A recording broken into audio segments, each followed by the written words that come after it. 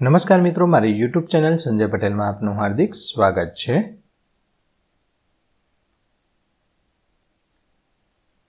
મિત્રો, આજે આપણે ધોરણ 7 વિષય છે સામાજિક વિજ્ઞાન, તેનો પાઠ 18. પાઠનું નામ છે સંચાર માધ્યમો અને જાહેરાત. તેની સ્વઅધ્યયન પોથી જે આ વર્ષે નવી આવેલી છે તેનું સંપૂર્ણ સોલ્યુશન આજે આપણે આ વિડીયોની અંદર જોવાના છીએ. પરંતુ તે પહેલાં જે મિત્રો અમારી ચેનલમાં નવા છે, જેમણે હજુ સુધી અમારી ચેનલને સબસ્ક્રાઇબ નથી કરી, તે અમારી ચેનલને જરૂર સબસ્ક્રાઇબ કરે, વિડીયો લાઇક કરે, શેર કરે અને બેલ નોટિફિકેશન આઇકોન ઓન કરે, જેથી અમારા દરેક નવા વિડીયોની નોટિફિકેશન તમારા મોબાઈલની સ્ક્રીન પર મળી શકે. મિત્રો, આ દરેક વિડીયોનું PDF સ્વરૂપે સોલ્યુશન મેળવવા માટે તમારા મોબાઈલના પ્લે સ્ટોરમાંથી વિશ્વગુરુ સર્ચ કરી એપ્લિકેશન ઇન્સ્ટોલ કરી શકશો. તદ્દન ફ્રી એપ્લિકેશન છે. કોઈપણ પ્રકારનો ચાર્જ તમારે એપ્લિકેશન વાપરવાનો આપવાનો નથી. શરૂઆતની સ્ક્રીન આવી જોવા મળશે. તેમાં સ્વઅધ્યયન પોથી પર ક્લિક કરી ધોરણ પસંદ કરતા, વિષય પસંદ કરતા વિડીયોના ઓપ્શન પરથી તમે વિડીયો જોઈ શકશો અને PDFના ઓપ્શન પરથી તમે PDF સ્વરૂપે સોલ્યુશન મેળવી શકશો. આ ઉપરાંત MCQના બટન પરથી તમારા જ્ઞાનની ચકાસણી માટે જે તે ચેપ્ટરને લગતા MCQની ગેમ સ્વરૂપે રમી શકશો. ખૂબ જ સારી એપ છે. એકવાર જરૂર ડાઉનલોડ કરીને જોજો. ચાલો સોલ્યુશન શરૂ કરીએ. પ્રશ્ન પહેલો છે, વિકલ્પવાળા પ્રશ્નો છે. પહેલું છે એમાં ઓપ્શન D આવશે. બીજાની અંદર સંચાર માધ્યમ એટલે ઓપ્શન B. ત્રીજું, એક પેઢીનું જ્ઞાન અને વિચારો બીજી પેઢી સુધી પહોંચાડવાનું કયું સંચારનું માધ્યમ સફળ રહ્યું છે? ઓપ્શન D, પુસ્તકો. અને ચોથું છે, નીચેનામાંથી રેડિયો માટે શું લાગુ પડતું નથી? Option C.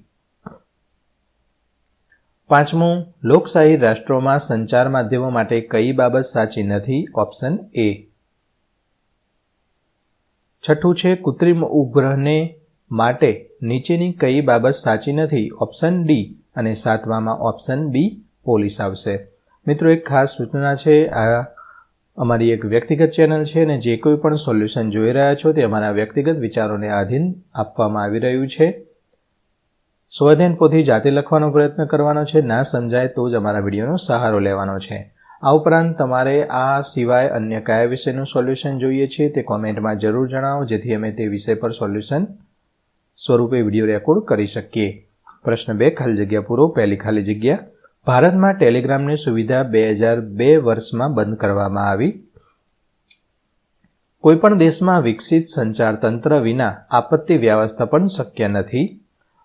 સૌથી વધુ ચલચિત્રો ભારત દેશમાં બને છે. જે ફિલ્મ બને છે તે માનવીની પ્રાથમિક જરૂરિયાત ખોરાક અને પાણી છે.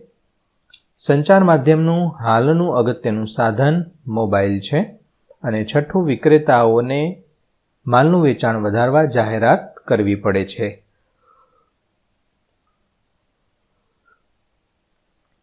પ્રશ્ન 3, ખરા ખોટા જણાવો. પહેલું, મોબાઈલ ફોનના પ્રકાશને કારણે આંખને નુકસાન થાય છે. ખરું. ભારતમાં ટેલિગ્રામની સૌપ્રથમ શરૂઆત મુંબઈ અને થાણા વચ્ચે થઈ. ખોટું. કૃત્રિમ ઉપગ્રહ દેશના સંરક્ષણ ક્ષેત્રે ખૂબ ઉપયોગી છે. સાચું. ઇન્ટરનેટ દ્વારા સંચાર વ્યવસ્થા ખૂબ જ ધીમી અને કઠિન બની છે. ખોટું છે. અને પાંચમું, વર્તમાન સમયમાં ઈ-બુકનું ચલણ વધ્યું છે. સાચું. પ્રશ્ન 4, મને ઓળખો. મને નહીં, આમાં આપ્યું છે એને. પહેલું, શું શ્રાવ્ય પ્રકારનું સંચાર માધ્યમ? હું શ્રાવ્ય પ્રકારનું સંચાર માધ્યમ છું. સાંભળી જ શકાય ખાલી. રેડિયો. બીજું, એક પેઢીનું જ્ઞાન, એના વિચારો, એની સિદ્ધિઓ બીજી પેઢીઓ સુધી પહોંચાડું છું. પુસ્તક. અને મારા દ્વારા અગત્યના પત્રો મોકલી શકાય છે. Register ready. ચોથું, મેં વિશ્વને એક વૈશ્વિક ગામમાં ફેરવી નાખ્યું છે. મોબાઈલ. હું મનોરંજનનું લોકપ્રિય સાધન છું. Television, TV. હું માત્ર શ્રાવ્ય પ્રકારનું સંચાર માધ્યમ છું. રેડિયો. અગાઉ આવી ગયું છે તે. પ્રશ્ન 5, ખોટા વિધાનના શબ્દ હોય એ ચેકી દેવાનો છે. તો પહેલાની અંદર આ શ્રાવ્ય ચેકી દેવાનું છે. હવે બ્લુ કલર લઉં છું. આ જે બાકીનું જે મેં અંડરલાઇન કરેલું છે એ આખું વાક્ય ફરીથી અહીંયા નીચે લખવાનું છે. બીજાની અંદર 1850ની સાલ ચેકી દેવાની છે અને જે આ બાકીનું વધ્યું છે તે તમારે નીચે સારા અક્ષરે લખવાનું છે. ત્રીજાની અંદર પરિવહન તંત્ર ચેકી દેવાનું છે. ચોથાની અંદર ટેલિવિઝન ચેકી દેવાનું છે અને પાંચમામાં ઓછો ચેકી દેવાનું છે. મિત્રો, આ દરેક વિડીયોનું PDF સ્વરૂપે સોલ્યુશન મેળવવા વિશ્વગુરુ એપ ઇન્સ્ટોલ કરો અને વિડીયો લાઇક કરો, અન્ય મિત્રોને શેર કરો. પ્રશ્ન 6, પ્રશ્નના જવાબ આપો. પહેલો પ્રશ્ન, તમે ઉપયોગ કરતા હોય તેવા સંચાર માધ્યમના સાધનો જણાવો. તમે ઉપયોગ કરતો હોય તેવા. અહીંયા હું ઉદાહરણરૂપ જવાબ આપું છું. ટેલિવિઝન, વર્તમાનપત્રો, પુસ્તકો, સિનેમા વગેરે. બીજું, પહેલાંના સમયમાં સંદેશો મોકલવા કઈ કઈ રીતનો ઉપયોગ કરતા હતા તે જણાવો. તો પહેલાંના સમયમાં ઢોલ વગાડીને, પક્ષીઓ દ્વારા, આગ કે ધુમાડાના સંકેત દ્વારા, ઝંડો લહેરાવીને, મોટા અવેજે બૂમો પાડીને, થાળી ખખડાવીને, આવું બધું લોકલ જગ્યાએ આવું બધું હોઈ શકે. એ તમે તમારી રીતે પણ લખી શકો. ત્રીજું, રેડિયો એ સંચારનું માધ્યમ છે તેવું શા પરથી કહી શકાય? તો રેડિયો પર જુદી જુદી રજૂઆતો દ્વારા લોકો સુધી સંદેશ પહોંચાડી શકાય છે. આથી તે સંચાર માધ્યમ કહી શકાય. રેડિયોમાં એક ખાસ સુવિધા એ છે કે એની અંદર સેલ વપરાય. જ્યારે યુદ્ધનું હોય, પૂર આવ્યું હોય કે કંઈ પણ આપત્તિ આવી હોય ત્યારે ઇલેક્ટ્રિસિટી તો પાવર કટ કરી દીધો હોય એટલે ટીવી તો ચાલુ થાય નહીં. એટલે રેડિયો છે, રેડિયા ઉપર સેલ ઉપર ચાલે અને આપણને સંભળાય પણ ખરા. દરેક માહિતી આપણને મળતી રહે. ચોથો પ્રશ્ન, ભારતમાં ટેલિગ્રામની સેવા સૌપ્રથમ કયા શહેર વચ્ચે શરૂ થઈ હતી? તો કલકત્તા અને ડાયમંડ હાર્બર વચ્ચે શરૂ કરવામાં આવી હતી. પાંચમો પ્રશ્ન છે, તમારા દાદા સામાજિક સંદેશો કઈ રીતે મોકલતા અને મેળવતા હતા તે જણાવો. તમારા દાદાને પૂછવાનું કે આપણા ઘરે કોઈના લગ્ન હોય કે એવું કંઈ હોય અથવા કોઈ બીમાર પડ્યું હોય અને સંદેશો મોકલવો હોય તો તમે એ સમયમાં કઈ રીતે મોકલતા હતા? એ જવાબ આપે અહીંયા તમારે લખવાનું છે. ઉદાહરણ રૂપ અહીંયા હું લખું છું. એ દાદા છે રેડિયો દ્વારા અને ટેલિવિઝન દ્વારા મેળવતા હતા. એમનાય દાદા હોય, એમનાય પપ્પા હોય એ તો પૂછતો તો ખરા. 3-4 વાક્યમાં જવાબ આપો. પહેલો, તમે જોયેલી 2-3 જાહેરાતો અને તેના માધ્યમ વિશે જણાવો. તો મેં ટેલિવિઝન પર સંતૂર સાબુની જાહેરાત જોઈ છે. મારા ઘરે આવતા વર્તમાનપત્રમાં કાર ખરીદવા અંગેની મોટા પેજ પર જાહેરાત આપેલ હતી અને મારા ઘરની દિવાલ પર સોનીની દુકાનની જાહેરાત જોવા મળે છે. અત્યારે તો લોકો મોબાઈલની અંદર, યુટ્યુબમાં, ફેસબુકમાં દરેક જગ્યાએ એડ આપે છે. આવી બધી બહુ ઓછી જાહેરાતો આપે છે. હવે સોશિયલ મીડિયા ઉપર બધું જતું રહ્યું છે. બીજું, જાહેરાતોના ફાયદા જણાવો.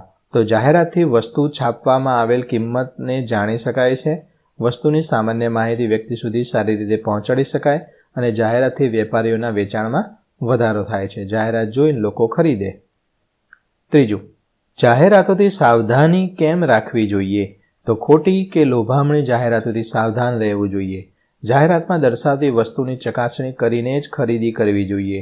સામાજિક, આર્થિક, સાંસ્કૃતિક કે ધાર્મિક બાબતોનો નિષેધાત્મક અસર કરતી હોય તેવી જાહેરાતોને પ્રોત્સાહન આપવું જોઈએ નહીં અને તે પ્રત્યે સરકારનું ધ્યાન દોરવું જોઈએ.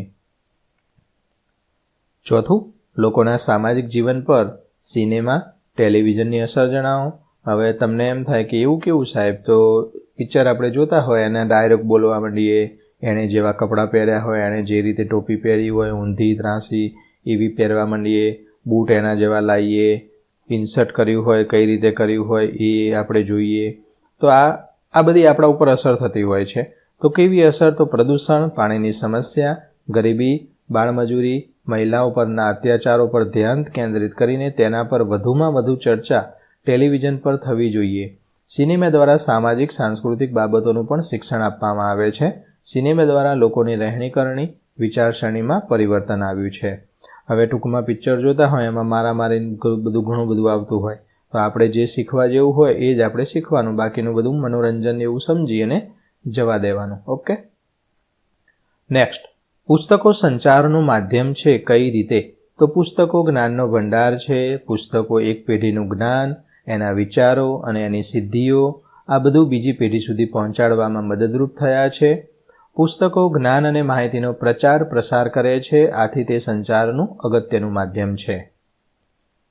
પ્રશ્ન 8મો છે, નીચેના પ્રશ્નોના સવિસ્તાર ઉત્તર લખવાના છે. પહેલું, તમારે કોઈ વસ્તુની ખરીદી કરવી છે તો તમે કઈ બાબતોનું ધ્યાન રાખશો? તો આનો જવાબ છે તમે આ રીતે લખી શકશો. મિત્રો, આ દરેક વિડીયોનું PDF સ્વરૂપે સોલ્યુશન મેળવવા વિશ્વગુરુ એપ ઇન્સ્ટોલ કરો. તદ્દન ફ્રી છે. કોઈપણ પ્રકારનો ચાર્જ તમારી પાસેથી લેવામાં આવતો નથી. વિડીયો લાઇક કરો અને મિત્રોને શેર કરો અને બેલ નોટિફિકેશન આઇકોન ઓન કરો. અને આ સિવાય તમારે અન્ય કયા વિષયનું સોલ્યુશન જોઈએ છે તે અમને કોમેન્ટમાં જણાવો. બીજો પ્રશ્ન છે, લોકશાહીમાં સંચાર માધ્યમની ભૂમિકા વર્ણવો. તો દેશમાં બનતા બનાવોની માહિતી લોકો સુધી પહોંચાડવા માટે સંચાર માધ્યમ મહત્વનું સાધન બની ગયું છે. લોકોના જીવન ધોરણમાં પરિવર્તન લાવવા સરકાર લોકો માટે કેવા કાર્યો કરે છે તેની જાણકારી આપી કે લઈ શકાય છે. શિક્ષણ, આરોગ્ય, કૃષિ જેવા કાર્યોની માહિતી સંચાર માધ્યમ દ્વારા પ્રાપ્ત કરી શકાય છે. એમાં ઘણી જ સ્કૂલોવાળા છે, અમે BBA કરાવીએ, BCA કરાવીએ, MCAના કોર્સ કરાવીએ, ઇંગ્લિશ સ્પીકિંગના ક્લાસ કરાવીએ માત્ર આટલા રૂપિયામાં. એમાંય જો 1 થી 3 નંબરમાં આવે તો એને શિષ્યવૃત્તિ આપવામાં આવે, એની ફી માફ કરવામાં આવે. આવી બધી જાહેરાતો હોય છે. તો આ બધી ભૂમિકા સંચાર માધ્યમ ભજવે છે. તો આ પ્રમાણે તમે જવાબ લખી શકશો. મોબાઈલના ફાયદા અને ગેરફાયદા તમને ખબર જ છે તો પણ હું લખી દઉં છું, તમને કહું છું. ફાયદા તો મોબાઈલ ફોનથી આપણે એકબીજા સાથે વાતચીત કરી શકીએ, વિડીયો કોલ કરી શકીએ. મોબાઈલમાં આપણે ગીત સાંભળવા મળે, ફિલ્મ જોવા, સમાચાર જોવા, રમત રમવી, એલાર્મ સેટ કરવું સવાર ઉઠવા માટે. આ બધું ઘણું બધું કામ આપણે કરી શકીએ. ઇન્ટરનેટની મદદથી ઓનલાઈન ખરીદી કરી શકીએ. પપ્પા આ મંગાવી દો, મને આ ગાડી બહુ ગમે, મંગાવી દો. એ બધું આપણે મંગાવીએ ને, તમારા પપ્પા મંગાવે છે ને, એવું બધું ઓનલાઈન મંગાવી દે. ફ્લિપકાર્ટ, એમેઝોન ને એમાંથી ટિકિટ બુકિંગ કરી શકાય.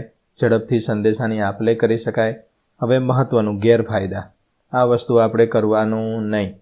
તો મોબાઈલ ફોનના પ્રકાશને કારણે આંખોને નુકસાન થાય. બહુ બધું નહીં વાપરવાનું. વાપરવાની ના નથી પાડતો, પણ માપે 15-20 મિનિટ અથવા અડધો કલાક જોઈને મૂકી દેવાનો. તથા સમય અને શિક્ષણ પણ વિપરીત અસર થાય છે. તમે મોબાઈલ જેટલે જુઓ એના કરતાં ભણવાનું કે એવું કરો તો વધારે તમને લાભ થશે. અભ્યાસ કરતા વિદ્યાર્થીઓએ મોબાઈલ ફોનનો જરૂર પૂરતો જ ઉપયોગ કરવો જોઈએ.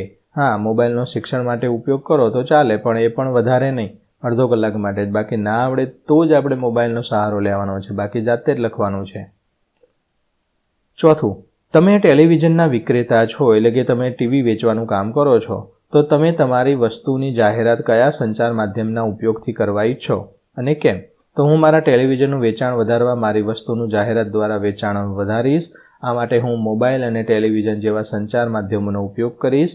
આજના સમયમાં લોકો મોબાઈલ પર યુટ્યુબના માધ્યમથી ઘણા વિડીયો જુએ છે, તો વધુ લોકો સુધી પહોંચાડવા માટે હું યુટ્યુબ પર જાહેરાત આપીશ. આ ઉપરાંત લોકો ટેલિવિઝનનો પણ ખૂબ ઉપયોગ કરે છે, તો હું સૌથી લોકપ્રિય ટેલિવિઝન ચેનલની પસંદગી કરીને તેમાં જાહેરાત આપવાનું પસંદ કરીશ. હવે અહીંયા લખ્યું છે યુટ્યુબ પર જાહેરાત આપીશ. તો મિત્રો, તમે જ્યારે વિડીયો જોતા હશો ત્યારે વચ્ચે વચ્ચે તમારે જાહેરાત આવે છે ને, તો બસ આ સંચાર માધ્યમનું એક સાધન જ છે, એ જાહેરાત જ કરવામાં આવે છે. પ્રશ્ન 9, ટૂંક નોંધ લખો. પહેલું, સંચાર માધ્યમનો વિવેકપૂર્ણ ઉપયોગ. તો સંચાર માધ્યમનો વિવેકપૂર્ણ કઈ રીતે ઉપયોગ કરવો જોઈએ?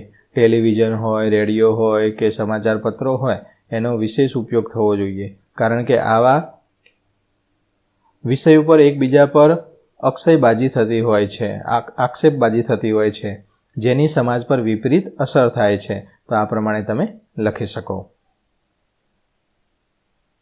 મિત્રો, આ દરેક વિડીયોનું PDF સ્વરૂપે સોલ્યુશન મેળવવા વિશ્વગુરુ એપ ઇન્સ્ટોલ કરો. તદ્દન ફ્રી છે. બીજું છે ટપાલ પદ્ધતિ. તો પહેલાંના સમયમાં સાંકેતિક કે મૌખિક સંદેશ મોકલવામાં આવતા, તેનું સ્થાન લેખિત સંદેશાએ લીધું છે. એમાંથી ટપાલ પત્રનો જન્મ થયો છે. ભારતમાં આધુનિક ટપાલ સેવાની શરૂઆત 1954માં થઈ હતી. લોકો દૂર દૂર રહેતા સગા સંબંધીઓ, મિત્રો કે સરકારી કચેરીઓને પત્ર મોકલવા લાગ્યા. વેપારીઓ પણ પત્ર દ્વારા વેપાર કરવા લાગ્યા. તો આ ઉપરાંત સસ્તા દરે પત્ર, આંતરદેશીય પત્ર વગેરે મોકલી શકાય છે. તો ટપાલ પદ્ધતિ વિશે આ રીતે લખી શકશો. અહીંયા થોડીક પ્રવૃત્તિ આપેલી છે, એ પ્રવૃત્તિ તમારે કરવાની છે. તો મિત્રો, આશા રાખું કે આ વિડીયો છે તેનું સોલ્યુશન તમને સારી રીતે સમજાઈ ગયું હશે. દરેક વિડીયોનું PDF સ્વરૂપે સોલ્યુશન મેળવવા વિશ્વગુરુ એપ ઇન્સ્ટોલ કરો. તદ્દન ફ્રી છે. કોઈપણ પ્રકારનો ચાર્જ તમારે એપ્લિકેશન વાપરવાનો આપવાનો નથી. ફરી મળીશું આગળના વિડીયોમાં. ત્યાં સુધી આવજો.